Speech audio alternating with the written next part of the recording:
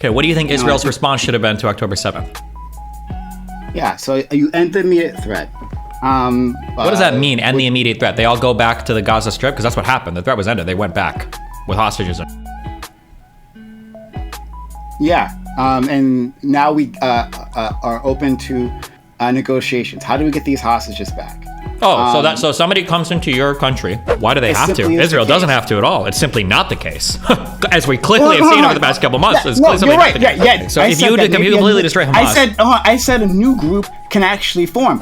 If you have this organization born from a popular uprising and you decapitate its head, that doesn't mean that popular uprising ends. It means that it might mean in that situation that they can't continue their activities for a certain period of time, that they have to reorganize, that they have to rearm. But that doesn't mean that it ends the conflict. Hold on, right? just real quick, just 2 points.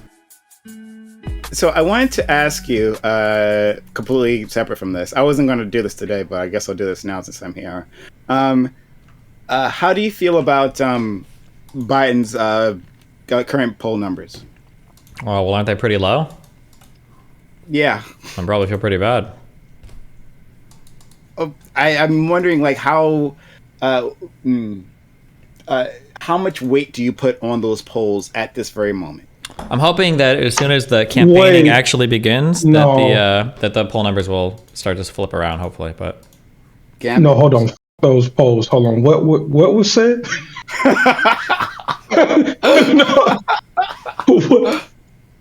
I got a message that there might be a conversation I'd be interested in. Destiny, heard you had some. You missed it all. We were having our yearly N-word conversation, but on January 3rd, we made it 3 days through the year before getting the N-word my talk. God. Yep, maybe next year we'll go for 1 week, maybe. Yeah. Jesus Christ. I didn't know it was that conversation. Okay. Oh. And y'all all agree that, non-black people should say it. Okay. Perfect. Yeah. Awesome. Something like that, yeah. Okay. I'm just gonna... Oh, God. I'm gonna leave this alone. If you want to take this gambit, I'll let you. But no, me and Gambit are good. We agree on everything, okay? But now we all agree that we agree that black people should never say the N-word, but we also agree that all people come from Africa, so we're all black inside. So it's a loop around. So just like Kyrie is the real Jew, and that's why he can't be anti-Semitic. There you go. We loop back full circle. There we go. Well, okay, what about Primecayes? What about the poll numbers? Yeah, or what did you want to say about it? I was just gonna say that. Well, I'm not sure how I feel about it. Right? Like, I understand that we're was it 10 months, 11 months out from the election, and I understand that you shouldn't put too much weight on these things. His numbers are going to firm up. I also understand that his poll numbers, like from what I'm hearing, are historically low for a president at this point in time. Mm-hmm. And I know that he seems to be doing everything he can to drive away young voters. I mean, he's Genocide Joe. And so I don't... I feel like he's going for a loss, right? That we are heading straight for a loss. But I don't know how to communicate that to people, just simply relying on low poll numbers. I don't know why do we think we're heading for a loss?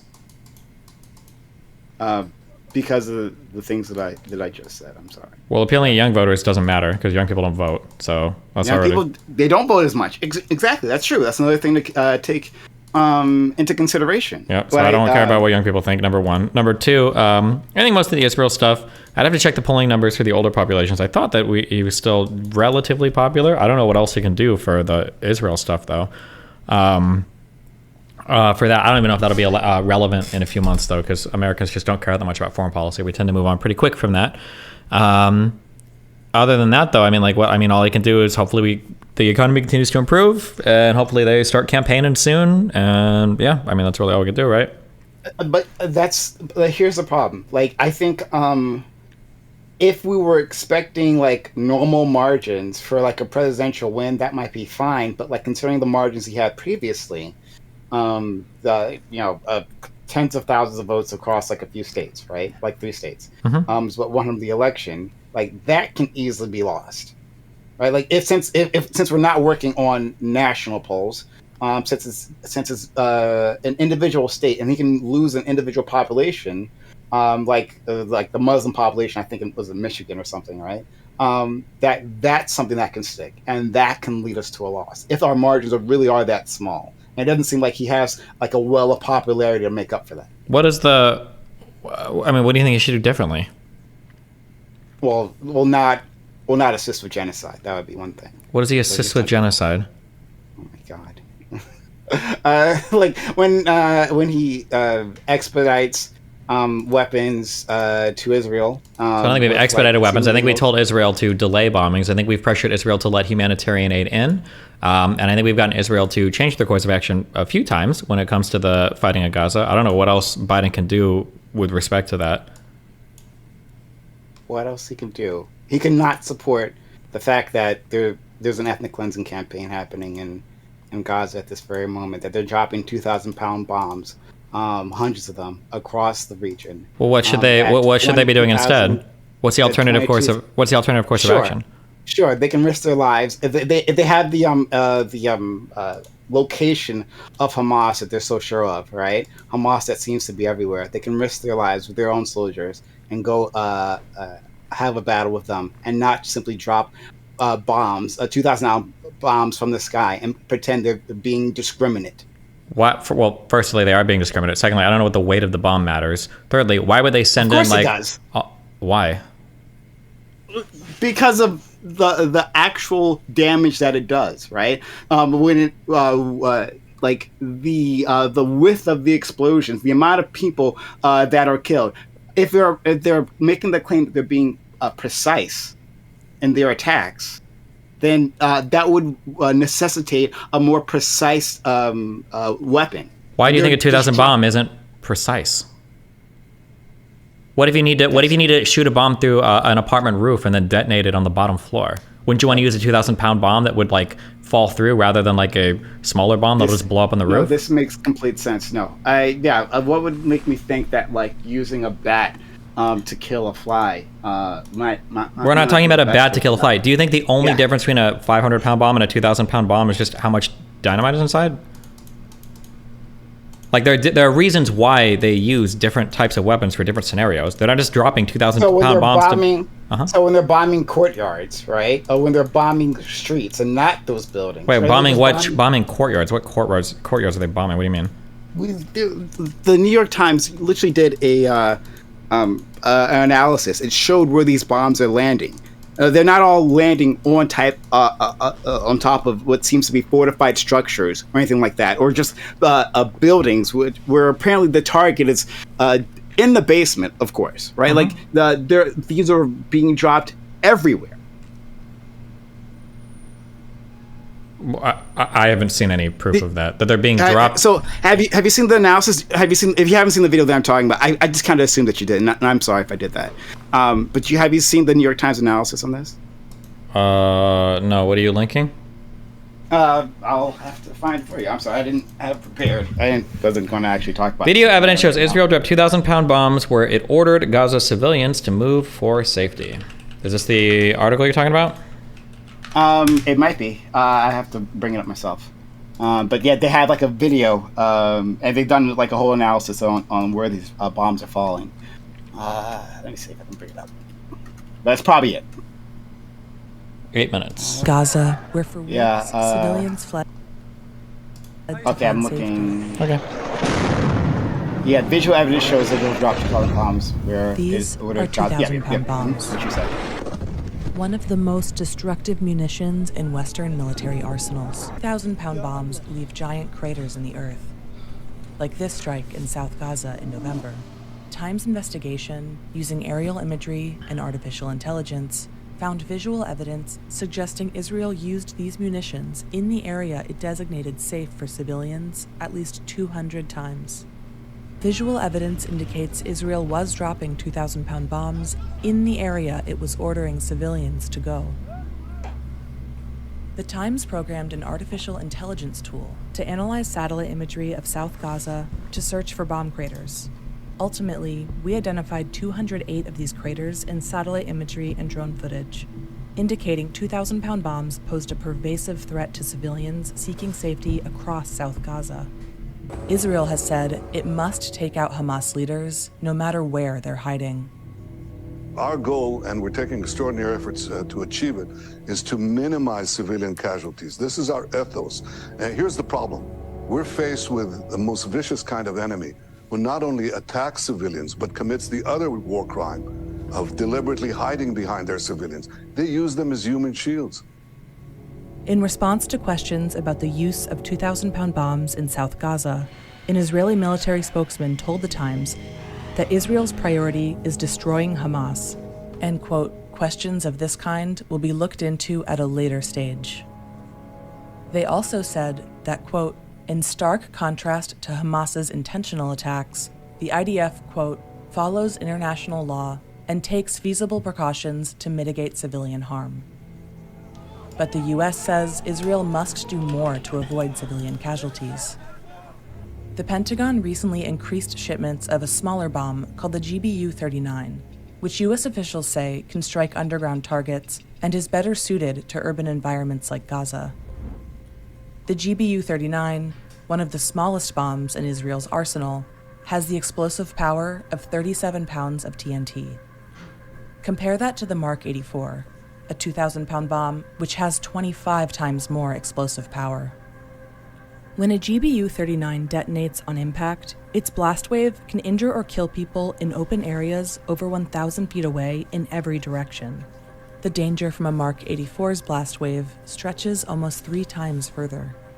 For both, even more danger comes from the fragmentation. The metal shards of the bomb casings that can shoot out hundreds of feet from the point of impact. U.S. officials told The Times that the IDF has many more 2,000-pound bombs in its arsenal. They said Israel is heavily relying on them because they're more effective than the smaller bombs at destroying Hamas's tunnel network as fast as possible. Since the war in Gaza began, the U.S. has sent more than 5,000 2,000-pound bombs.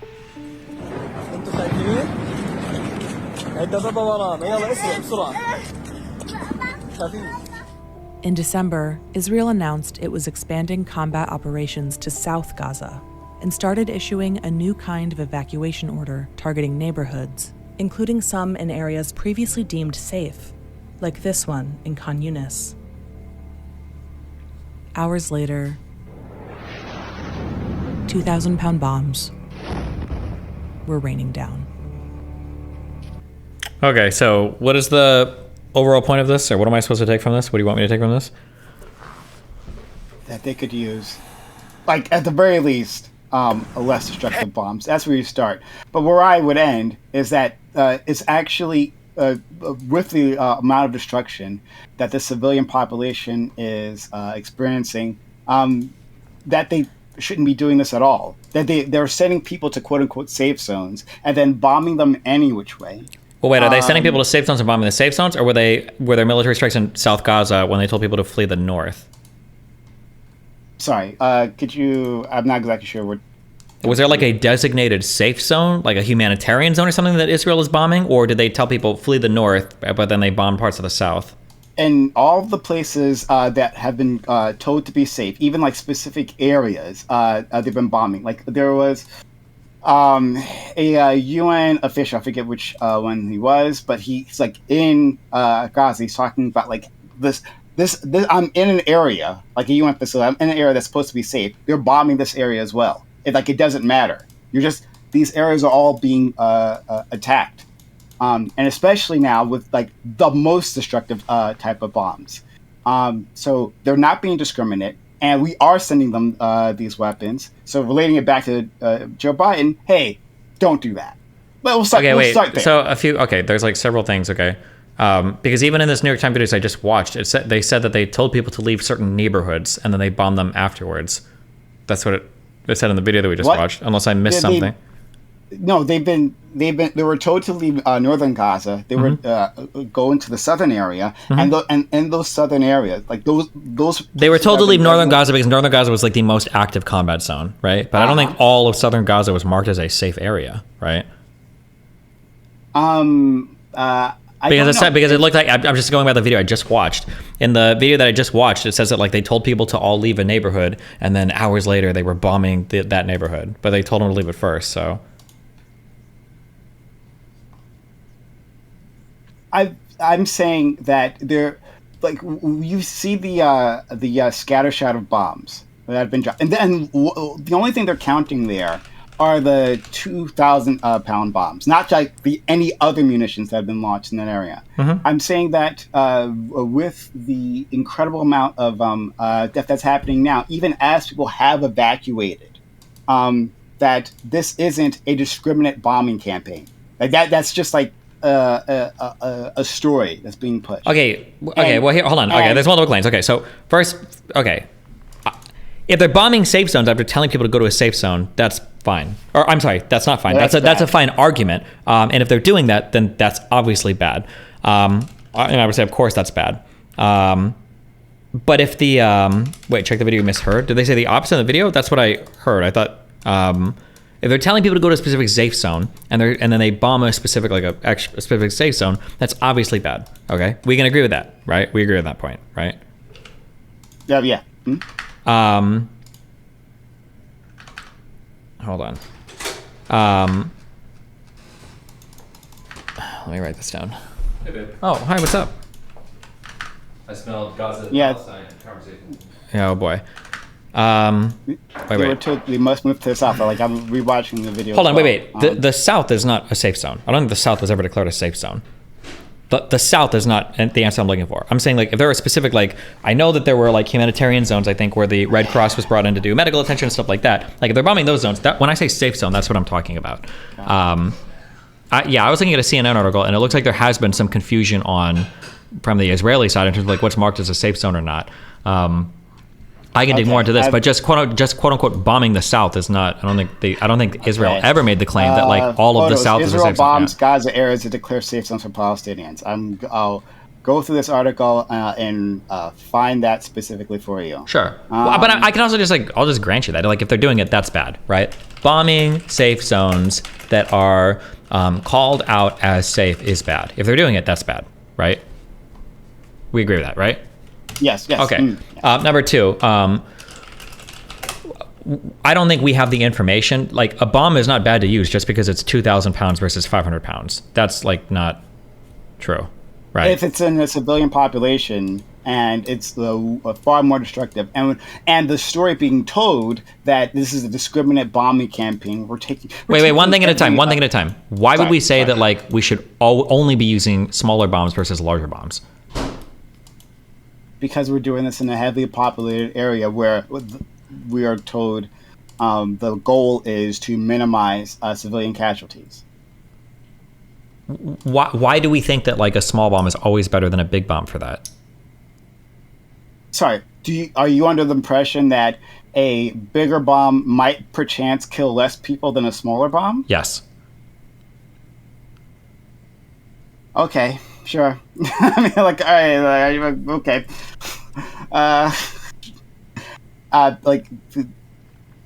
Sure. If that's what you think, all right. I think that somebody is, so that's fine. You just don't know anything about any of these weapons. That's okay.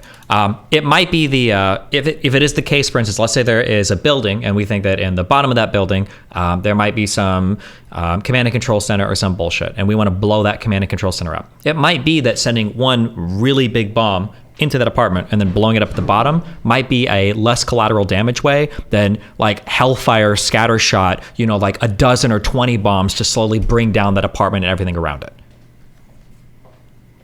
So what I'm saying is that even in those situations, I hear the point you're trying to make, but I'm saying that even in that situation, I've gone past caring about the casualties that the IDF might suffer if they took a more... That's fine. That's a different argument, though. But I just want to be on this particular one. Do you acknowledge that there might be times where using a larger bomb could actually be less collateral damage or less casualties than smaller bombs? Sure. Okay. So then there's nothing necessarily wrong about using 2,000-pound bombs. Okay. Now there might be cases where they're wrong, where they shouldn't be using it, where they weaponeered it like inappropriately or whatever, right? That might be the case. But there's nothing necessarily wrong about using 2,000-pound bombs. Okay.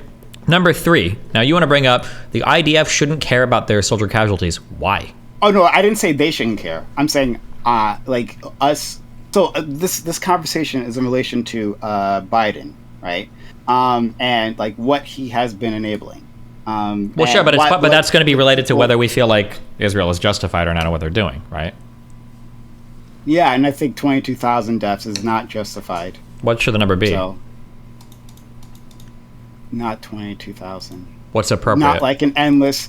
Well, hold on. 22,000 is not endless. We could sit here all night. We could probably count up to 22,000. That's not endless. So I didn't say. Hold on. I didn't say the deaths were endless. I was going to talk about an endless, seemingly military campaign, right? Like there is no end date as far as I believe. Netanyahu said like we're just going to keep doing this for until what? Until Hamas is gone, until Hamas is destroyed, whenever that is. Yeah. Should that is that not a worthy mission objective? What should the mission objective be? You said destroying Hamas is not a good mission objective. What should the mission objective be? The mission objective should be to respond to the enemy, to end the immediate threat. The immediate threat ended a long time ago, and then wait. Why do you say the immediate threat ended a long time ago?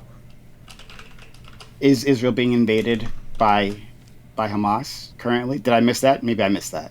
No, not currently. No, not currently. Okay, that would be the threat that I'm talking about then. Okay, so then you're saying that in your world, by October 8th, they should have been done with military operations.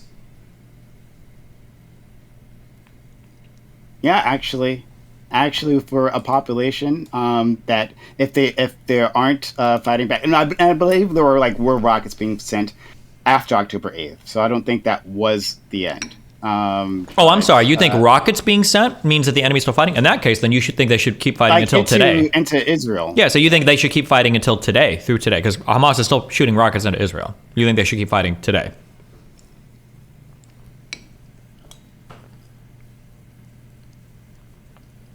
So my point is, is that how do you end the fighting? How do you do that? Right? Well, Israel's mission is to destroy all of Hamas. Yeah. And you said that was a ridiculous point. So what should the mission objective be? How do we know that? How do you know when that's end? When that has been accomplished? How do we know that Hamas has been destroyed? My guess is Israel has designated military targets, leadership targets, military personnel that they want to kill, and once they feel like they've killed those people, they probably are comfortable with saying Hamas has been destroyed. Okay, so it's not actually killing all of Hamas. It's killing these designated individuals. Yeah, and maybe some, I don't know, ammunition depot. I don't know what their assessment is, yeah. Okay, and so so that's their goal, right? But at the same time, they are looking for countries to assist with the Palestinian, or so the Gaza population, right? Where they could go there temporarily. That's so part of the mission of getting rid of Hamas is just moving that population just for a little bit as they continue this operation. Are they? Is that happening right now? We have the officials, Israeli officials, saying that we're looking for countries to help. They want Egypt to take in refugees. Egypt has been refusing to take in those refugees. Yeah, of course they always want Egypt to take in refugees. Egypt will never take Palestinian refugees, obviously. Yeah. So, but I'm saying, is that part of the goal of wiping out Hamas? Is that you take these refugees for us? I mean, it might be to reduce civilian casualties, maybe. Okay, and you understand that when Palestinians have been told to leave their homes previously, temporarily for their own safety, that they weren't allowed to do so, come back later on? When did that happen? in the. Oh man. Okay. All right.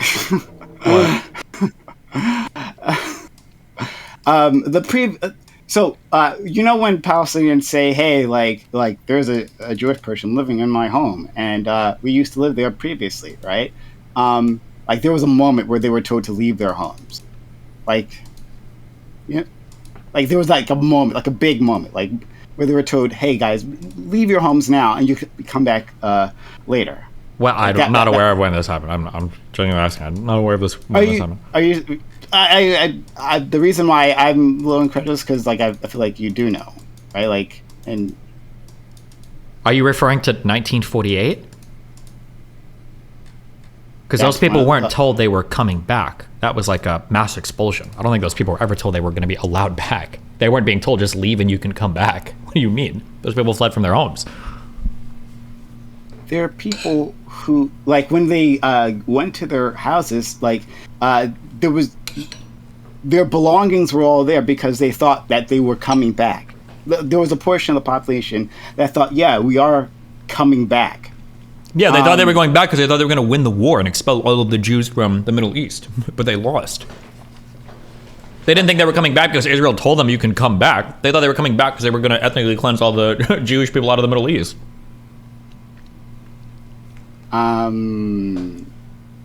That's not my accounting of those events, or at least, sorry. I got to be careful of how I'm saying this.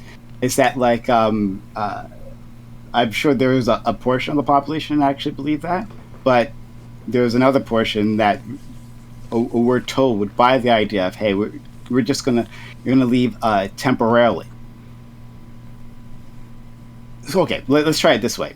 Do you think that within the context of this fight, right, that if those residents leave now, that they'll be allowed to come back? Yeah, probably. You think so? I mean, my guess, if they didn't, Israel would obviously draw ire from all over the world for... Yeah? Okay. All right. If I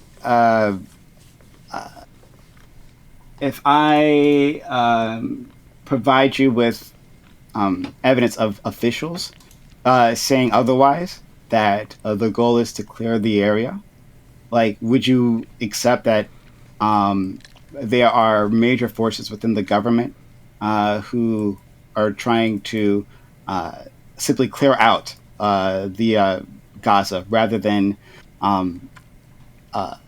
pacify the area? They're simply trying to clear it of Palestinians. What I don't deal in quotes. If Israel's taking actions to do it, sure. I know that I know there's been statements recently. I think this is what you're trying to refer to. Is that Netanyahu has spoken to the Likud in like meetings and shit, saying like maybe the Congo will take a whole bunch of people from Gaza if those people want to leave willingly, but that's not going to happen. It's retarded. Okay, so we can't accept quotes from high-ranking individuals. So like that's when they make statements about their intentions for an ongoing operation that hasn't completed. We can't make any assessment based on that. We can guess a little bit, but I don't hold quotes in high regard. No, usually, like what are the activities of the military? Like what is the actual organization itself doing? People say a lot of wild shit in meetings to party members, and they're trying to win elections or get people to support them. But I would say the actions of the military or the operation is consistent with like what they're trying to do.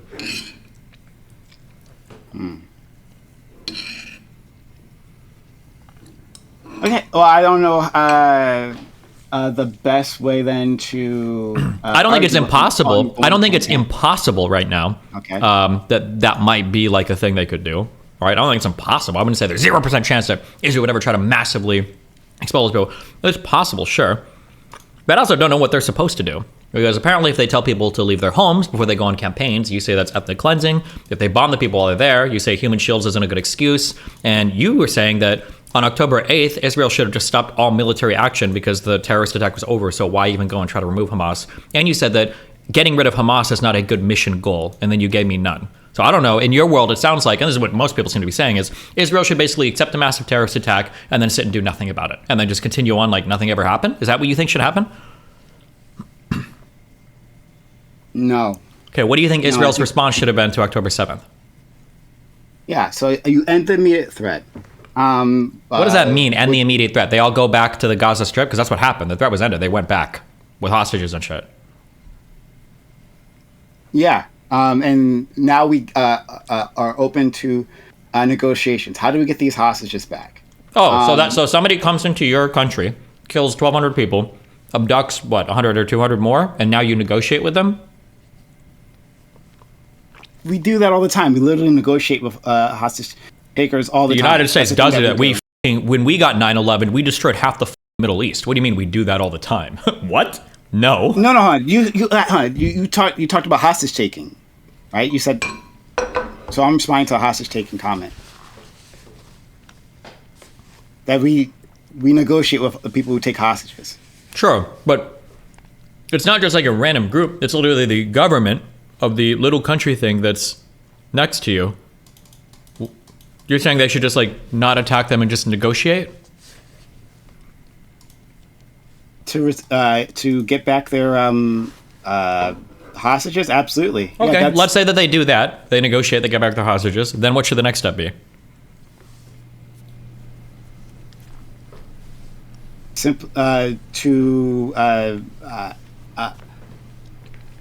Okay, so I guess let me try to reframe the conversation, because when we're talking about simply just this immediate threat, it's like, okay, well, there was an attack, right? And so what should you do? Well, I guess you should attack back, right? Okay, that seems reasonable within the context of what happened on October 7th, if you're looking at it in that way. But if you are looking at an oppressed people fighting a resistance struggle, well, then there will be more attacks. How do we end these attacks? By destroying all of them. Is an oppressed people doing a resistance struggle? That's a ridiculous phrasing of Hamas. What? Hamas is not an oppressed people fighting a resistance struggle. It's a Islamic fundamentalist terrorist organization that's trying to destroy Israel.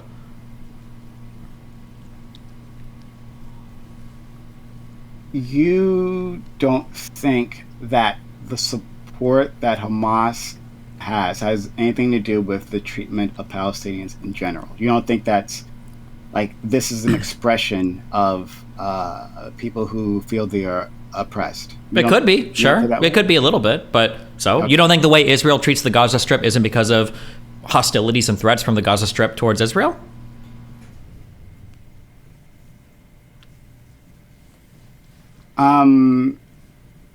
Yes, but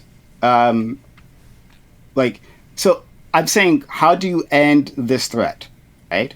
Yeah. This threat does not end with more violence. We don't kill our way out of this.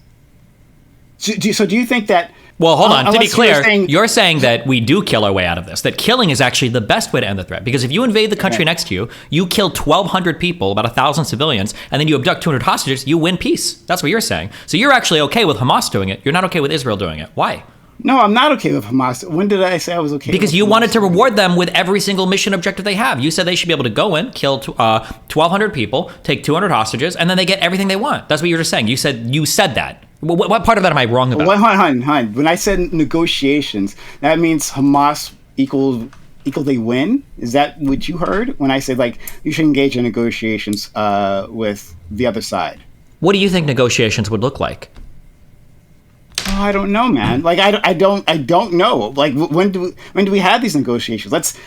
I have no idea. I would love to see what that actually looks like. Here's what it would look like. It would look like Hamas laughing at you, saying you need to release every single Palestinian, every single Hamas prisoner, every single person you've ever captured, and maybe we'll give you back some of your hostages. That's what it would look like. Do you think that Israel should accept that deal? I'm sorry, you've just put forward a hypothetical deal here and say, like, well, this is binary. So should Israel accept this deal that I just made up? Well, probably not. I don't know. Maybe not. Well, that was part of what Hamas was asking for the release of some hostages. But what do you think what would they even negotiate with? What should Israel reward Hamas with in a negotiation after having 1,200 citizens killed and 200 people taken hostage? What should the reward be for Hamas? You tell me. What would be a good deal? What is the reward for it? I'm going to reverse this on you. What is the reward for Israel for killing 22,000 people and counting? That where does this end hear from you, and we achieve. It's supposed to end peace. with the destruction of Hamas. Now I'm asking you, what should Israel have offered in negotiation in exchange for 1,200 dead civilians and 200 hostages? What should they have rewarded Hamas with?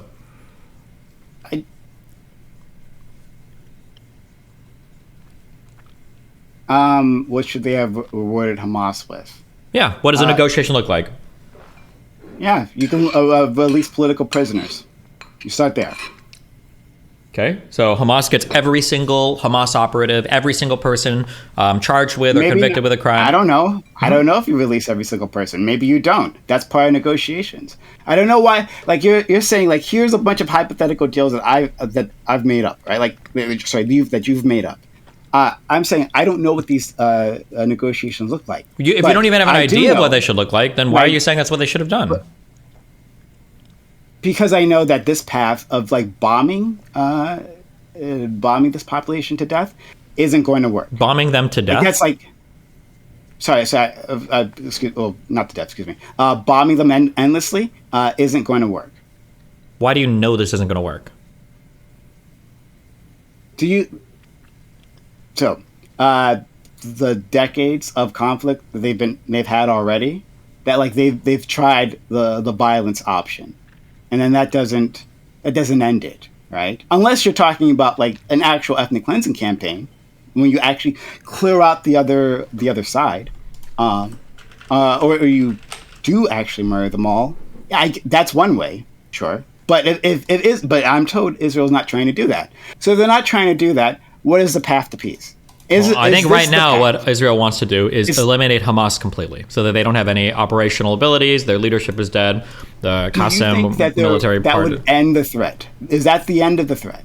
It's the mission objective for this. Would it cause peace for all of Israel and Palestine? Probably not. And this is why I'm trying to reframe the topic, because it makes perfect sense to any outside observer. Hey, if history begins on October 7th, then what do? You respond with violence. You go in, you take out the enemy, right? And that's a package that most people can swallow. I hear you there, right? But if you take a more expansive look at this, and that this conflict doesn't seem to end, then there has to be a point in time where we negotiate with our enemies. You make peace with your enemies, not your friends. Yeah, but you don't even know what those negotiations should look like. How do you negotiate with a terrorist government that literally says they want to destroy your entire country? I'm saying that these people are still people, like the terrorists, the ones who say horrible anti-Semitic things and who send in fighters to invade a country that do simply war crimes and sexually assault your citizens. But on the other side, that there are individuals and they have objectives, and that if we have to find a peace with these people, that you're going to have to engage with them. Why do they have to? Israel doesn't have to at all. It's simply not the case. As we clearly have seen over the past couple months, it's simply not the case. Yeah, they don't have to engage with them, but then what they do have to do then is suffer attacks again and again against their people. That's why they're trying to get rid of Hamas right now, so they don't have to deal with it again. Yeah, but that's not if Hamas is gone, is that the end of it? Well, no. From there, you'd obviously have to start. Let's say they actually do that, right? They kill all the top brass, right? And at least the way you presented it, right? We're just going to go with what you presented, rather whatever Israel is actually trying to do. So we'll just work off each other here. Yep. But the way that you presented it is that they're going to kill these key elements. Well, that's actually not wiping out Hamas in the first place, right? Then there's plenty of room for advancement in your career. In the ranks of Hamas at that point. That's what the U.S. tried to do when we tried to wipe out Al Qaeda. Tried to wipe out. Careful, we did wipe out Al Qaeda, didn't we? Aren't they pretty much completely gone? No.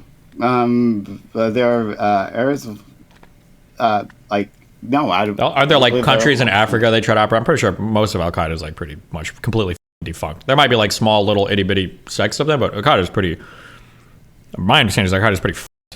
I think ISIS is still in different areas. I know the Taliban exists in Afghanistan, but I mean, I could try to look it up. Yeah, and I am saying these things morph so that you get splinter cells. Like what you can bomb these groups. You can kill these individuals. What happens is the more extreme members of that group end up rising to the top. This is just like a process that happens unless you actually manage to wipe them all out. If the group still exists, then the group still exists. So if the goal that you presented is wiping out these key individuals, does that end Hamas's ability to fight back, to reload, to find weapons from their supporters, to reload and then try again later on, a few years down the line? So I don't understand. I mean, if you keep blowing all Hamas up, hopefully Hamas doesn't appear anymore. I mean, what else are you going to do?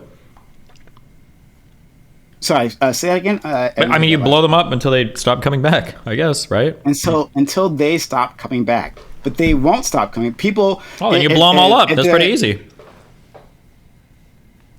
But this is after they attack the United States. Oh, sorry. Excuse me. Sorry, Israel again. Sorry, they attack Israel again. So you'll suffer another attack to your people. Okay? So let me try to reframe it again. Do you think that the current before October 7th, that current equilibrium is acceptable? No, it's unsustainable. It's unsustainable. Why is it unsustainable? Because both sides believe the same thing, but one side is delusional. Both sides think that if they keep fighting, it's going to help their cause. The Israelis are right, the Palestinians are not.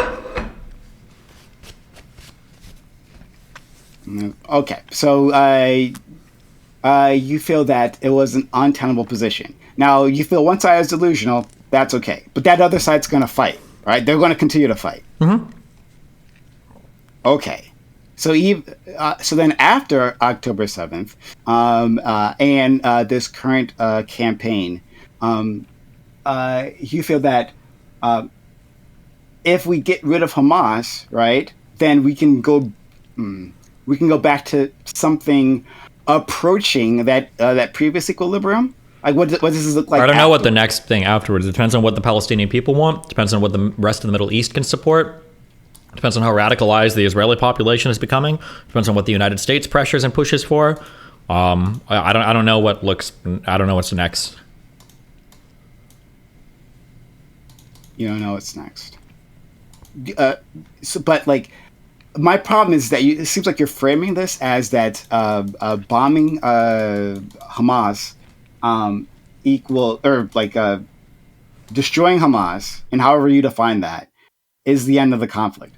I'm saying there'll be a... Israel has a military objective to destroy Hamas after Hamas launched a pretty huge terrorist attack against their country and has been trying to rocket their country for 20 years. I think that's totally justified, and I think they have every right to try to destroy Hamas. I think that's completely 100% A-okay. I think we would say the same for any other people. That's fine. If you're saying, will this war result in peace for Israel and Palestine? Probably not. But I don't know if I would put that burden on Israel to negotiate after the October 7th attacks. I don't even know if the Palestinian people want peace. Yeah. I'm sure of. That I'm actually quite sure of. Wait, what you're quite sure of? Because I see the videos of people like begging to end these bombing, that we want peace, saying... Hold on, wait. Want peace is not the same as want the current military conflict to end. The majority of Palestinian people still think they should be fighting for one state. The majority of the Palestinian people still support the October 7th attacks. Hold on. I guess was there a poll of Palestinian individuals that said that they support the October 7th attacks? Yeah, there's been quite a bit of polling data. There's one organization, I should remember the name of it, that does polling data in Palestine, but the majority of Palestinians, funny enough, is higher in the West Bank than in the Gaza Strip right now, probably because the Gaza Strip is getting fucked for the October 7th attacks. But yeah. Fuck. Does anybody know what the name of the website? Oh, it's PCPSR.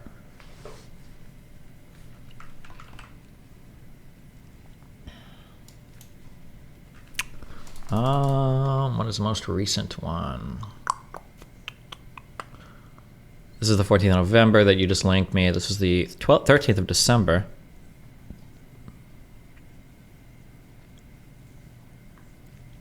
This is the 12th of December or 13th of December. So we're 2 to 3 weeks out from this. So maybe these numbers have changed since then. But figure one is, in your view, given what happened after it was Hamas's decision to launch its offensive against Israel on the 7th of October a correct or incorrect one?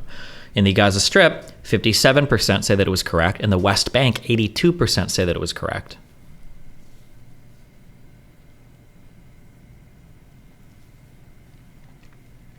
Sorry, I'm looking at other numbers right now. I apologize for not responding. I'm looking at other numbers right this second. Well, link me something different. If you got something that says something different, go for it. So I'm looking at what someone sent me something the day before the attacks.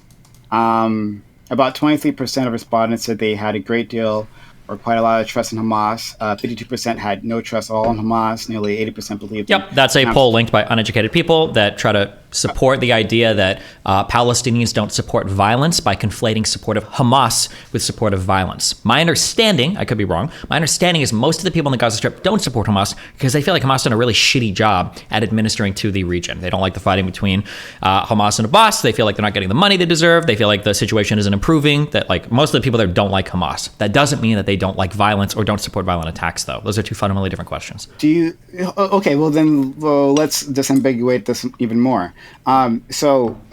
It's one thing to be a supporter of an attack. And if you could link me whatever that was so I can actually take a look at it, that'd be great. That poll, excuse me. That'd be great. But supporting an attack, thank you so much.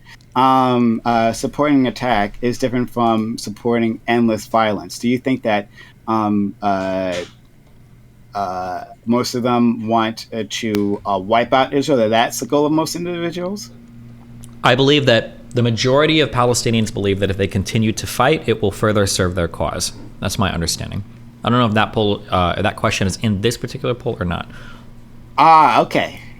Well then, Well then, in that case, then you and I are just talking past each other. That's fine, because I think that certainly be the case. If they feel that there is no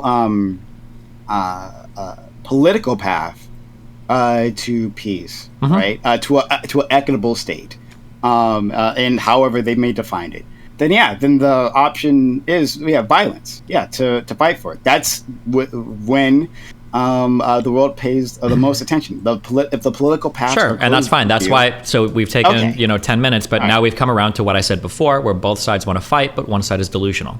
So I found this part. It was in the link that I sent you. Figure 16. In your view, what is the best means of achieving Palestinian goals in ending the occupation and building an independent state? As of December 23rd. 19% are okay with peaceful popular resistance. 56% are okay with armed struggle. Only 24% want negotiations. Okay, yeah. If negotiations are unfruitful... Oh, wait. Oh, my God. I'm sorry. That was just for the Gaza Strip. The total is 63%, because the West Bank is way more in favor of armed struggle. 63% of Palestinians are in favor of armed struggle to achieve, to effect Palestinian goals. Sure. Well, why? That would seem to make sense if there isn't a political path. If there's not a viable political path, then... Sure. Then Israel should just keep fighting and bombing then. Or we could just provide them with a viable political path. What do they want? That's the negotiations that I'm talking about. Wait, what do you think they want, though? What do you think they want? It depends on which Palestinian person you talk to. If we're talking about this poll, I imagine there's lots of different things that Palestine in general might want. What if the only thing Palestinians want is a one-state solution with an infinite right of return? And then there should probably be a one-state solution. If that was the case, then actually, there should be a one-state solution.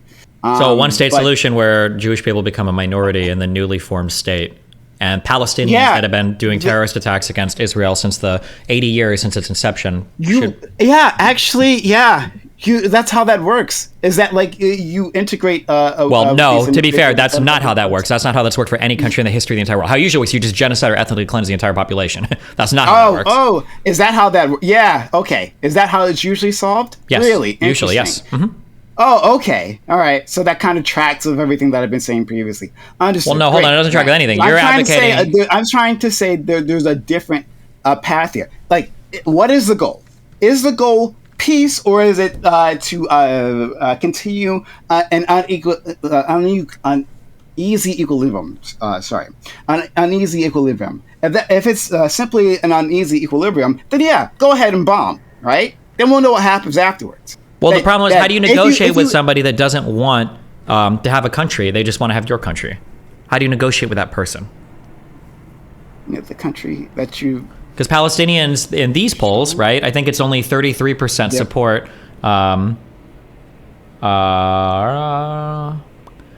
When asked about public support in opposition to specific policy measures to break the stalemate, 55% supported joining more international organizations, 39% supported resort to unarmed popular resistance, 69% supported a return to confrontations and armed intifada, 58% supported dissolving the PA, the Palestinian Authority, 29% supported abandoning two-state solution and demanding one state for Palestinians and Israel's. 3 months ago, 58% supported a return to confrontation, armed intifada, blah, blah, blah. Okay. 52% supported this solution, 27% abandoned two-state solution in favor of one state. I think when you look at the ones that support like one state versus two state, I think it's 66% I think are in favor when given the two options. 34% and 34% support and 64% oppose the idea of a two-state solution, which was presented to the public without providing details of the solution. 3 months ago, support for the solution and a similar question stood at 32%. So how does Israel negotiate with these people? How do they negotiate? So, but before I answer that, do you, and we go down this road, and I'm happy to do so. Do you think there is a political solution possible? Yeah. Or am I wasting my breath? Okay. So what's the political solution that you think is possible? And by solution I mean that equals peace, that like ends general hostilities. What do you think that could be? It's complicated, but I think the political solution involves getting Iran to stop arming the Houthis, Hezbollah, and Hamas. I think the political solution involves de-radicalizing Palestinians in the West Bank and in the Gaza Strip, which would probably mean banning like the weird propaganda cartoons and shit. I think it probably involves actually ironing out a good two-state solution where there is good contiguous territory in the West Bank, where some sort of highway is built between the West Bank and the Gaza Strip. I think it probably involves Israel being a little bit more tolerant of a little bit of terrorism, because they're probably still going to get attacked a little bit as they're working towards that process. It involves Palestinians actually working together towards some sort of democratic state where they're not supporting mass fucking terrorist attacks and shit on Israel. It's probably there's like 6 or 7 things that all have to happen slowly over a period of time. Yeah. Okay, slowly over a period of time. And during that time, do you think is this something that Israel should do or would do like unilaterally, or like during that time you would talk with the other side and see the best way to implement a plan such as this? Both sides would have to take significant steps towards this. Okay, so they would maybe have to negotiate as to like how can we take those first steps. We have to sit down, talk, and say, like, yeah, okay, so these are lay out a plan, and then have a bit of good faith to start with. Both sides executing that plan, and then that plan being checked on by either side to make sure people are they're following it. Correct? Yep. Okay. So, how would that be different from what I'm proposing? I don't think you proposed anything. I kept asking you what should be happening. You were telling me that these are all impossible hypothetical negotiations. I asked you, and you didn't. No. Sorry. What you talked about was, hey, like the Israel should let out every single prisoner they have for those hostages. That's what Hamas usually asks for. Yes, that's generally what they might have even requested it specifically in relation to the last thing. Yeah, they usually say, well, you need to release every single prisoner that you've taken in order for any of these hostages to work. Yeah. And in a negotiation, like, does that mean the other side simply wins? Or is there a give and take like we just described? Well, for the solutions that I'm talking about, none of that happens with Hamas still existing. Hamas probably has to be destroyed completely. I think even the rest of the Arab states, the rest of the Muslim states agree with that. Hamas has to be destroyed. Yeah. Sure. Okay. So there could be a political process in which some Hamas agrees to disarm. Hamas doesn't agree to disarm. It's a Sunni Islamist organization that wants to destroy all of Israel. Hamas is not going to agree to disarm. They have to be destroyed. But no, we're talking about the peace process. But that part of that peace process might be that Hamas has to agree to disarm. I don't think that's going to happen. That's an impossibility. Mm-hmm. If presented with a serious plan to accomplish their goals, or goals. Do you think you can negotiate with? Wait, do you think you can negotiate with ISIS? You might be able to. Like, depends on what they want. Depends on what they want. I don't know exactly what ISIS wanted in relation to us in particular, but like. Do you think that Assad should have negotiated land to ISIS, that they should have just been running all of like northern Syria?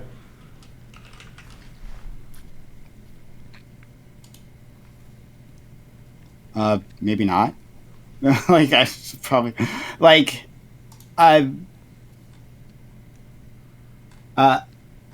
so all conflicts are not created equally. So there are some conflicts in which the other side might have to go. I can accept that, right? But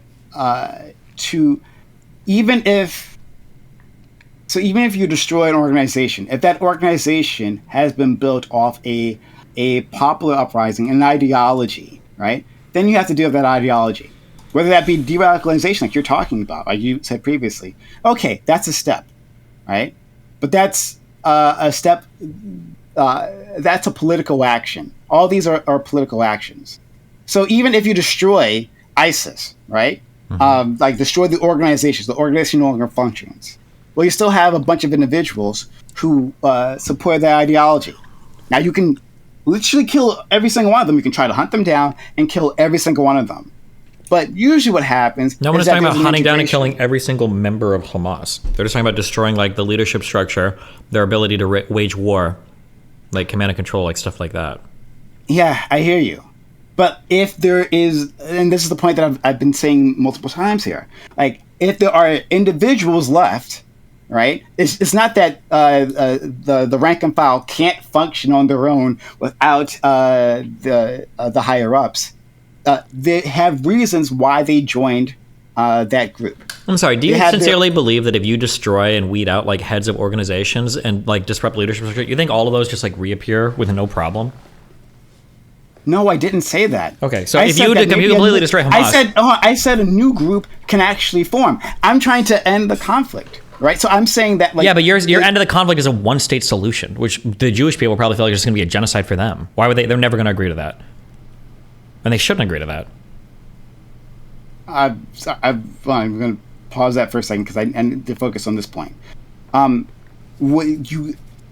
If you have this organization born from a popular uprising and you decapitate its head, that doesn't mean that popular uprising ends. It means that it might mean in that situation that they can't continue their activities for a certain period of time, that they have to reorganize, that they have to rearm. But that doesn't mean that it ends the conflict. Hold on, right? Just real quick, just 2 points, very neutral points. One is that heads are often reformed very quickly.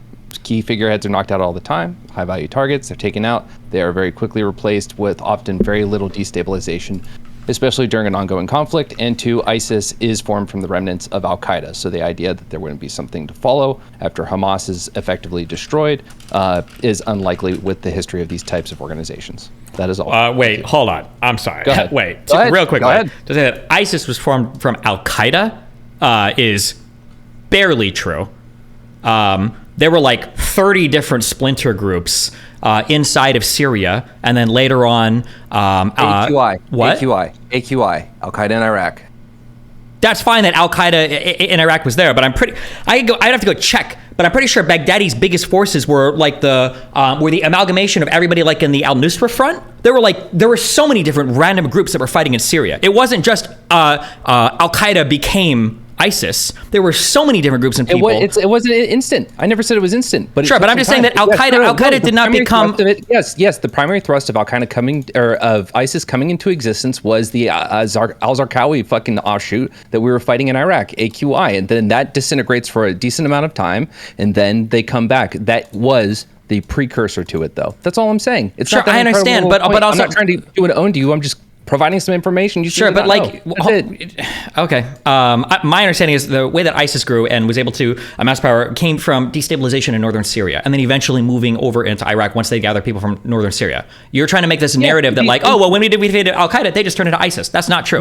That's such an oversimplification, and that's a bad faith reading to assume I'm that oversimplifying. Okay, well, because you came in and it sounded like you said a neutral fact. By the way, Al Qaeda turned into ISIS. That's what I heard initially. Maybe there was more there and I missed it, but that's what it sounded like. Because I'm making a quick point to dip in, drop some knowledge, and drop. And well, what was the point of that point? Every single terrorist radical thing will bleed into something else, but the Prime's point is not incorrect. That when we destroy these groups, there are significant remnants that will remain, and that will form other groups. In some years, we're going to deal with ISIS. ISIS has been obliterated, but in some years, we are going to deal with ISIS in some other form, if not reemerged as itself once again. Like, sure, but when you decapitate the leadership structures of these organizations, it severely inhibits their ability to conduct operations, and some of them will disappear. Or are you telling me every single guerrilla, every single organization has been existing throughout all of history because you can never get rid of them? Look at the history of the groups that we were fighting in Iraq and Afghanistan. Like when we decapitated them, like they continued on pretty easily. Like how many times did we destroy the head of AQI?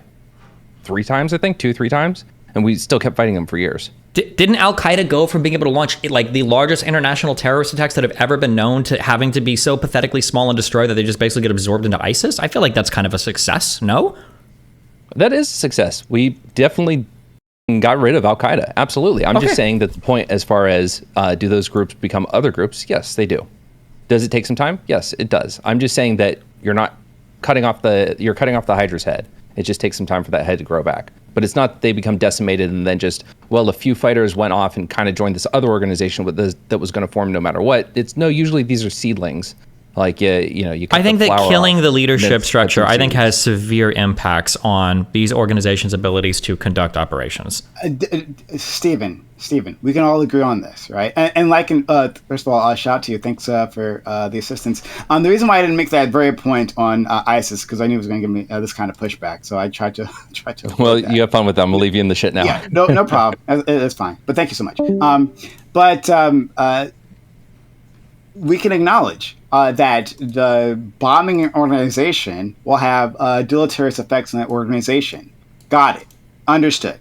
Why does that organization exist? Why are people joining this organization? If you're saying that the goal is to de-radicalize, then killing 22,000 people, at least, and maiming an untold number of people doesn't accomplish that. So what will happen at the end of this, if there are still people in Palestine, and because of course the Israelis aren't trying to ethnically cleanse, certainly not. That's not the goal. All right, but if there are still people in Palestine, there's going to be a resistance. There's going to be an armed resistance. Now you can say it's a delusional resistance. If there was, let's say they negotiated. Let's say almost done. Okay. I promise. So if you can say it's a delusional resistance that can't ever achieve their military goals. Okay, but they're going to fight any which way because that's what humans do. And so if we're going to end this conflict at some point, again, if no ethnic cleansing is happening, then we're going to have to sit down to a negotiation. I get that October 7th is it doesn't endear anyone to Hamas. Right, it's certainly not the Israelis to the yeah, I understand. Yeah, it doesn't. Okay, when they want a one-state solution, what do you think Jewish people think would happen in a one-state solution, where they're now a massive demographic minority? hold on. But before then, like we have to at least agree that negotiations are a thing that we can that can lead to a political solution. Not with Hamas now. What do you think would happen in a one-state solution where Jewish people became a massive demographic minority? So what if the part of the negotiations? I'm sorry, I'm going to keep focusing. What if part of the negotiations is that like we have to have another election, right? And then we'll deal with whoever wins after that. Like, no, you're not going to have an election and Hamas wins again. Why would you do that? What do you think Jewish people would feel would happen in a one-state solution where they're a massive demographic minority? Sorry, there's no point in even discussing this a one-state solution. If you think the negotiations are impossible. With like Hamas, a Sunni organization that says they want to destroy all Jews. Yes, you cannot have a negotiation with them. Correct. Okay, so all right. How about this? Right. So you destroy Hamas. You destroy those key targets, right? Mm-hmm. That you were referring to, and that apparently degrades the organization so that it can't reform. Okay, great. So then after that, will you begin a negotiation? So Hamas is gone. Israel has achieved its goal. After that, do negotiations begin? Yeah. Okay. So that would be the equitable way this ends. Do you think that this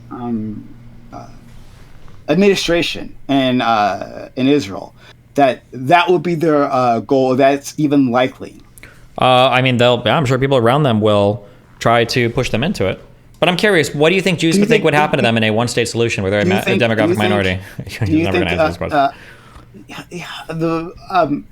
I think they would think the same thing that white individuals thought at the end of the Civil War. That with all these black individuals coming through, they're going to do the same thing to us that we're going to do to them.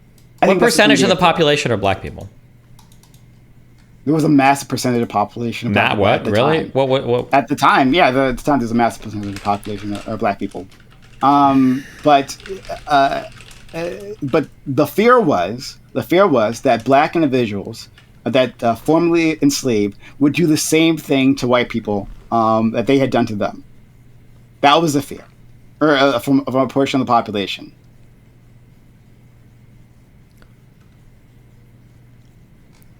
So I can understand that individuals might be afraid in Israel of what integration might look like. I get that fear, and it's a fear that you have to deal with. How do you deal with that? It starts with negotiations. It starts with discussing things. This is whatever the solution is not one that happens overnight. A one-state solution or a two-state solution isn't a thing that'll happen overnight. It'll be a process. We have to actually start allow that process to begin. We have to show. Like to change those poll numbers that you quoted previously, we have to. Okay, so real quick, it looks like 22% of people in 1860 in the United States were black. Yeah, and we have 22%. There's a huge portion of the population. 22% were black. If we were to make a one-state solution, I think like 30 to 40% of the population would be Jewish.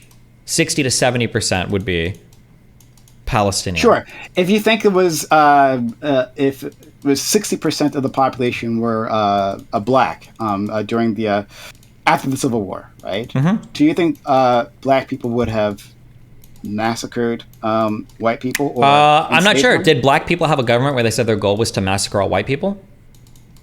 I mean, there were different black nationalist groups that. Really? Was there polling data that showed the majority of black people wanted to kill? The majority of black people wanted to kill all white people? Was there? I don't know. Was there polling data at the end of the Civil War? Actually, I don't know. Was there polling data? Was that a thing at the end of the Civil War? I don't know. I'm not sure. I don't think so. Yeah, polls were invented in 1925 or whatever. There was a large population that had just suffered an incredible trauma. Right, especially I'll leave that alone for now. But they just suffered an incredible trauma, and the thought was that they would enact that trauma onto the rest of the population. I don't know if anybody thought that, did they? Was that even a thought that people had? Yeah, actually. Oh, okay, all right. Okay, I might just be uneducated. I might not know about that. Absolutely, but all right, I got. So in the United States, there were huge fears that, like, legitimate fears, not just from people that actually owned plantations, but there were legitimate fears in white America that, like, the American black person would rise up and all come together and kill all white people. Sorry, what do you count as a legitimate fear? I don't think it was a legitimate fear, but like, what is, like, what's your standard for a legitimate fear now? Well, a legitimate fear in Israel might be that Hamas won an election and that the majority of Palestinians seem to support violent resistance against Israel, and that historically every other Arab country in the region has tried to kill everybody in Israel and destroy the entire country. That might be like a legitimate fear. Is there anything equivalent to that with slaves in the United States? Well, I mean, there were actual violent revolutions within America, right? Where they like were killing all white people. So that's the thing that happened. What? Right? Like, can you give me one? I don't know any. Okay, yeah. Violent slave revolts. I know there's one that the Finkelstein likes to bring up all the fucking time, but I forget it. Yeah, they're. That's. Is it that? Yeah, the Nat Turner shit. How many people died in that? Yeah. I think it was put down relatively quickly. But slave rebellion. It's. They killed between 55 and 65 white people. This was the deadliest slave revolt in U.S. history. Yeah, that sounds about right. Yeah, the point is that there were examples of slaves killing their masters afterwards. So killing their masters? Yes, their masters. Yeah. So not all white people? Oh no! That's what you're asking me. No, like I mean, like killing white people. Period. But I mean, I was starting with a smaller subset. Sorry. But yeah, okay, but it seems like for Palestinians, they legitimately believe that Israel shouldn't exist as a country. That all of the Israelis there are foreign invaders. So, why do you think this would look like a small-scale thing? If a one-state solution was made, you don't think Jewish people might feel afraid at being a super demographic minority surrounded by a bunch of other people that seem to want them gone? Yeah, I would imagine they would feel afraid. But the way that we change minds, the way we change minds is through peaceful negotiations, right? Like the mindset of the Palestinians isn't going to change.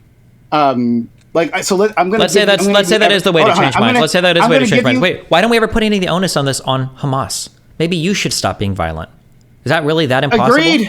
Agreed. And that's what's okay. And that so involves maybe negotiations. No, Agreed, it doesn't. No.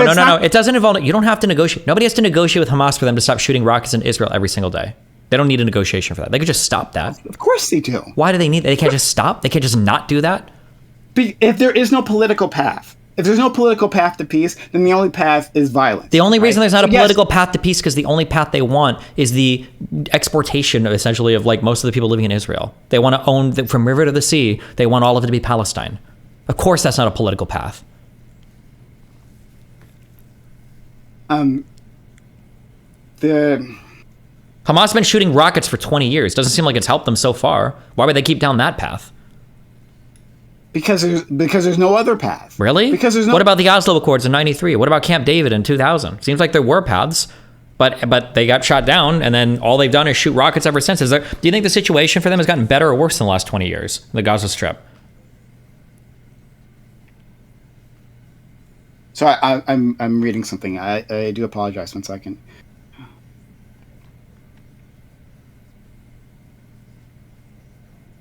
Okay.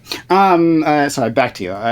Please repeat what you said. Do you think it's gotten better or worse for the Gaza Strip in the past 20 years with nonstop rocket attacks? Do you think it's gotten better or worse for them? I think it's probably gotten worse. But so it seems like that's not working. So which goes back to what I'm saying previously. That's it's 100% in line with what I'm saying previously. Violence isn't going to end this, right? So when were they the closest? When were they the closest to a peaceful settlement?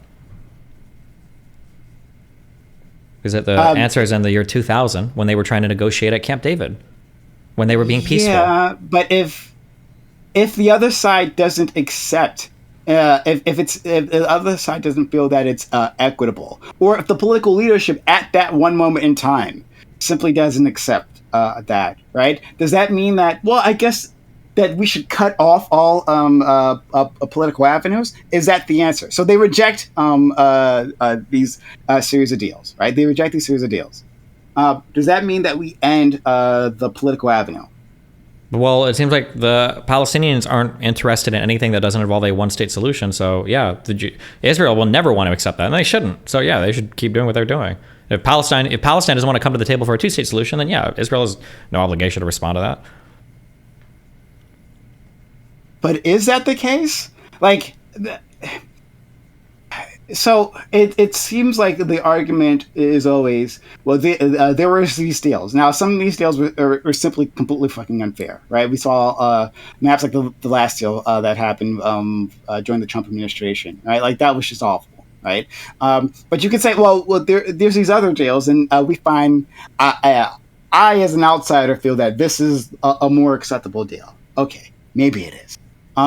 But if that deal, that deal is shot down, does that mean that we end this? That negotiations must end, and I guess we just live with this state of constant violence. Why is the onus always on Israel to come to the table and be chill? Why can't the onus ever be on Hamas or the Palestinians? What do you mean by be chill? As in not be shooting rockets every single day from the Gaza Strip. No, sorry. No, I'm saying, but Israel being chill. What do you mean by that? Why are we saying that Israel has to come to the table and be willing to make a whole bunch of concessions to fix this issue? Because Israel has the power here, right? Like, so? They have the international support. Yeah, but they didn't get the power by giving in to people launching terrorist attacks against them. They got the power by asserting its military might in the Middle East.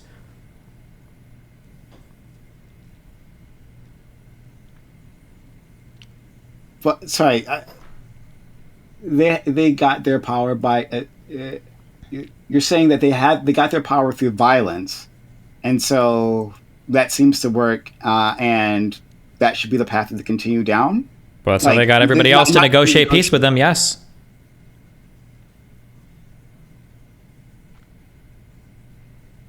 So you're saying, okay, then. I'm trying. You say that's crazy, but how is Hamas trying to get pilots? You just said that you would reward Hamas with negotiations by killing 1,200 people and taking 200 hostages. So you're saying violence works? Okay. Okay, so bringing this down to a smaller scale, right? Violence absolutely does bring attention to your cause. We weren't talking about. I don't know what you mean by bring attention to your cause. That's such a vacuously vague, random. Oh, hold on. I was just about to explain it. Let me try it again. Yeah. I'm sorry. I'm sorry, just to be clear, Israel didn't win because they used violence to bring attention to their cause. They won because they used violence to win wars against their enemies. I don't know what bring attention to your cause is. That's a dog shit way usually to resolve anything. Violence just has people less likely to be sympathetic towards you, makes people hate you, and then nobody wants your shit to work. So I don't know what you mean when you say use violence to bring attention to your cause. Okay, let me try it again. Maybe you'll understand what I mean. So, the world was ignoring this particular conflict, right? This wasn't the thing that was on the news every night. Yeah. This wasn't. Mm-hmm. Okay. Yeah. Okay. And by ignoring this particular conflict, you mean for the last 20 years, the Gaza Strip has been the highest per capita recipient of aid in the entire fucking world. But go ahead. So, within the people of the world, and even within the Middle East, the attention was not on Hamas, or sorry, not Hamas. Excuse me, Hamas. The Palestinians in their plight. This was a conflict that everyone was very comfortable, letting it fade to the background. Right, we saw this with the Saudi deal, right? With Saudi Arabia trying to reach out to Israel and open up diplomatic relations, right? Afterwards, after the October 7th attacks, doing so became politically difficult for the Saudis. Right? It became difficult for any administration within the Middle East to not have a stance on what was happening. It became difficult for any news outlet to not cover this particular. What does all of this matter? Has it helped them? Has it immediately helped them? No, not in, well, especially not in the immediate effect. But if this has brought political pressure on Israel, to what? From all across the globe. Really, how is that working out for them? Is there still an invasion in the Gaza Strip? Has the army pulled back? Are there civilian deaths ending? No. Okay. Has the West Bank gotten any close? Oh, okay, sorry, yeah. Hold on. What was the thing that I said? I said violence does, right? Did I say, was the whole point of my argument that we've been having for an hour or however long?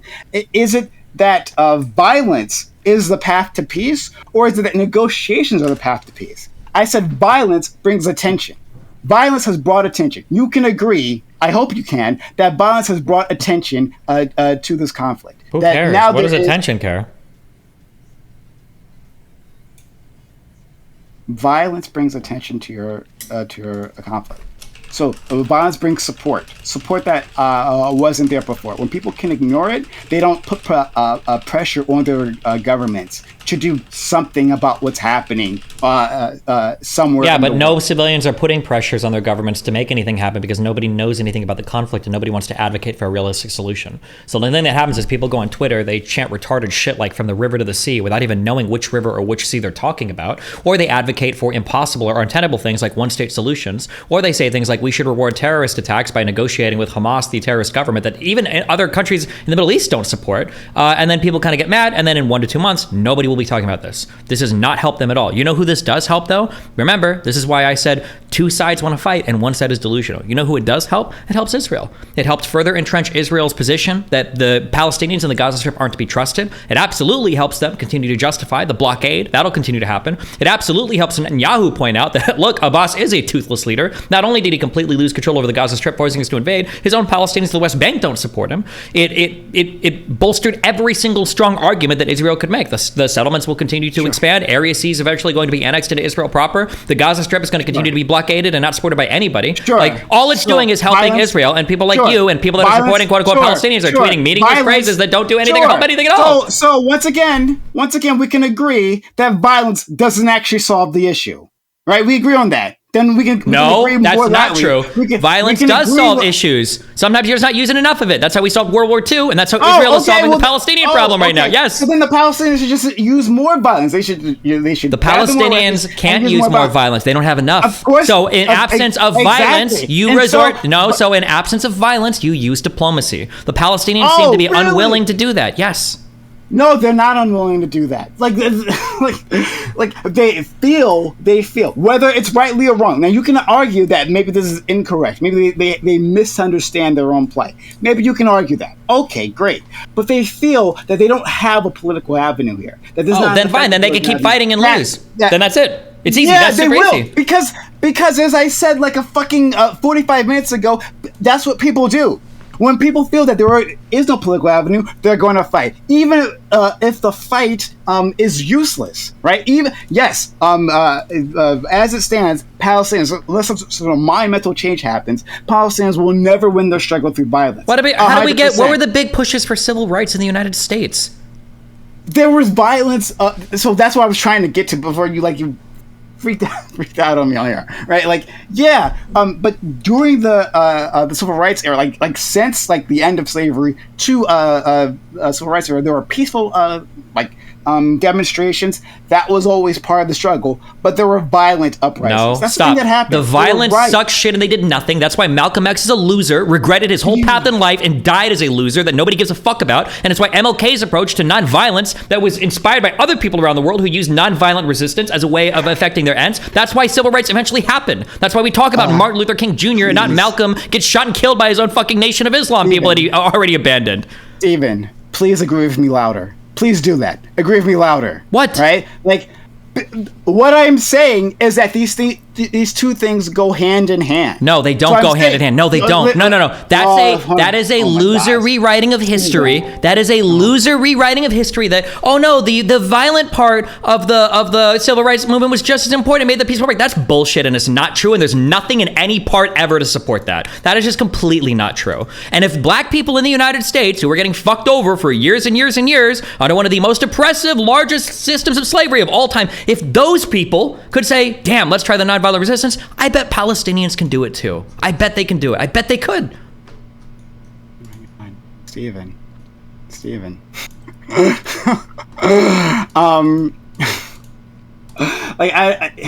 I'm trying to synchronize with you, but like this is so difficult. So I'm saying that there is a response to violence, right? And when people feel that the political path is closed to them, like they are looking for any response. And so this is a path when the people feel disenfranchised. That's what fucking MLK said. When violence or riots is the language of the disenfranchised or something like that. I'm butchering the quote. I do apologize. Yeah, riots are the language of the. Do you know what MLK did in his marches though? I don't know why you fucking retards quote this thing like MLK was ever justifying riots. All of his leaders I didn't literally say that he was. Okay, then don't quote that. Don't quote that. That's not supporting any part of your argument. Why do you think I'm saying it? So you're saying it as some weak, half-assed attempt to justify the violence coming from Palestinians. MLK said that because he said you have to address the underlying conditions that lead to riots. But to say riot the language of hurt, oh my God. Pull back, because that's not what I'm. All I'm saying is that this is an inevitable outcome. It's not. If it was inevitable, then how did MLK march peacefully? If that's inevitable. Okay. So black people aren't a monolith. Answer that. So black people aren't a monolith. Bullshit. They are sometimes. They were before Jim Crow. If you were black, you didn't get a house. If you were black, you were a slave. Yes, and that's what chattel slavery was. What? And do you think Palestinians are a monolith? I'm saying that in the United States of America, with Jim Crow laws, black people were treated as a monolith. When it came to chattel slavery, black people were treated as a monolith. Yeah. Don't give me this individualistic bullshit. Yeah, of course, black people were treated one way in the United States, regardless of who the fuck you were. Yeah, they were treated as a monolith, but do you think black people act as a monolith? No. Okay, great. So different groups of African Americans are going to have different ways of looking at this, right? And which ones were successful? The people who negotiated. Yes, you're agreeing with me louder. I don't know how you possibly think I'm agreeing with you. Why is it that black people were able to? Why were they able to do the civil rights movement largely peacefully? Why can't Palestinians do that? It wasn't just largely peacefully. Like I'm saying that the violence that happened, right? Of those race riots, were a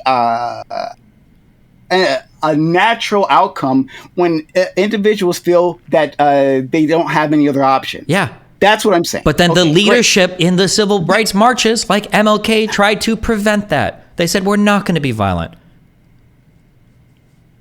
Yeah, and we're going to negotiate. Why not have the Palestinians do that? I felt because okay, all right. Do you think that civil rights would have happened if all the black people acted like Malcolm X?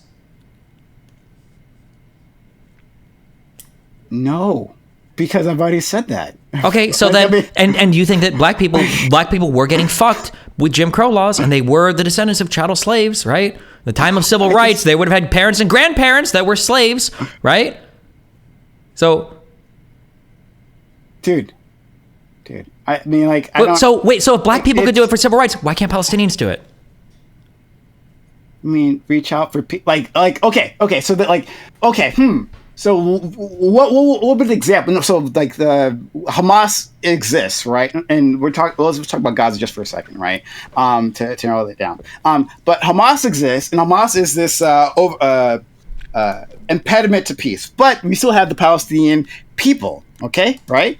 And they haven't had an election for a long time, and so like there's the election of Hamas isn't necessarily a current democratic expression of things because they haven't had those elections, right? So within that time, have the people of Gaza sued for peace, Is that what you're asking me? The people in Gaza don't want peace. They want to fight until they get a one-state solution. Great. So yeah, that's what they were doing during the Great March of Return. Yes. Right. Like that would be like sure. That would be an example of people wanting peace. No, right? that had a lot of violent elements to it as well. Like people trying to send incendiary balloons over the walls or throwing Molotov cocktails. Okay, so you have a massive group of individuals who are peaceful, and then within this demonstration, violence happens. Right while they're being shot at. What were for the Great March of Return? What did those people want? Here's a question, Prime. Why do you think it was called the Great March of Return? What do you think that meant? Yes, because part of a peaceful solution actually might mean, right, during the negotiations, talking about, hey, like there is land that was stolen from my family. Correct. I'd there like you to go. address Yes. that. Yes. With a one-state solution. That. Yes. And part of that negotiation is, hey, well, maybe some of you might get that land back. Maybe we can integrate with some of you, but maybe we can't. So right? yes, a one-state solution. Yes. And no, not even necessarily. That might not even like you could still hold on. Like there could be a two-state solution where some land is returned within Israel proper, whatever that looks like at the end. Palestinians already shot that down in 2000. I don't even know if they want a two-state solution now. I don't know either. Let's sit down for another round of negotiations. But like, so my point is that that's the start. Hey, that's them reaching out to start negotiations, to start that peace process, right? That's a massive outpouring of support, a sustained outpouring of support for a peace process, met with only violence from the other side, met with only violence. So to say that the Palestinians don't want peace, or they're like treating them again as a monolith, and that they simply don't want peace, where we don't start these negotiations. If we don't start the negotiations, people are going to want violence. That's how that works. Okay. I don't know. Yeah, I mean, one-state solution will never happen. People that advocate for it are genocidal freaks that are just encouraging Palestinians to kill themselves because it's funny to tweet about it and make fun of people for it because you don't have to suffer any of the consequences of it. But until the Palestinians have leadership that wants to push them towards a two-state solution and encourages them to spend more fuel running their hospitals and less fuel shooting random rockets into Israel that just get shut down anyway, there will never be peace for Palestinians. As long as people tweet out encouragement and stupid sayings like "from river to the sea," the people that love those sayings the most are people like Netanyahu. That is who you're supporting when you tweet stuff out like that, because perpetual conflict just allows Israel to further strengthen their military gains and encroachments into Palestinian territory and ensures that there will never be a two-state solution that has any sort of Palestinian territory belonging to Palestinians. That's all that does, and it further entrenches that position. But if you want to continue to do that, knock yourself out. I really, truly don't give a fuck, because like every other red-blooded American, you included, nobody will be talking about this in a month because we don't give a fuck about foreign affairs, and we're all going to be talking about the election. So whatever you want to do is totally fine with me. Any other final thoughts? So I felt like this conversation was odd. I feel like at the end I feel like we're agreeing with each other very loudly. We're not agreeing with anything at all. It's we agree that violence is not the way. Right, that violence. No, I didn't even say that. Violence is the way. If you can use enough of it, violence is absolutely the way. It's how we won World War II. Yeah, but you were saying that in an oppressed class that can't inflict enough violence, like that's a delusional path. Correct. Correct. Yeah. For Palestinians, violence is not the answer. Yes. And the same is true for Black Americans, right? That there was no way we were going to with violence, enough correct. violence to win. Mm-hmm. Okay, great. Yeah. Mm-hmm. So we would agree on this. Yeah. All right. Okay.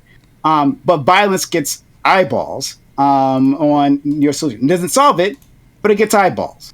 That part I don't know why I couldn't get you to understand. Because getting eyeballs doesn't help at all. I don't know why. Yeah, I didn't say it helped. That wasn't my claim. That wasn't my claim. Well, in that case, then Palestinians should be super happy for Israel because they're doing way more violence in the Gaza Strip. So they must be getting way more eyeballs, I guess. Good job. Hooray, Israel, I guess. Yeah. Okay, great. So distract from that. But anyway, but violence is inevitable. No, that's not true. Only if you believe humans are savages. Violence is not inevitable. No, hold on. Stephen. what is the other half of that sentence I was just going to say? I've repeated it many times.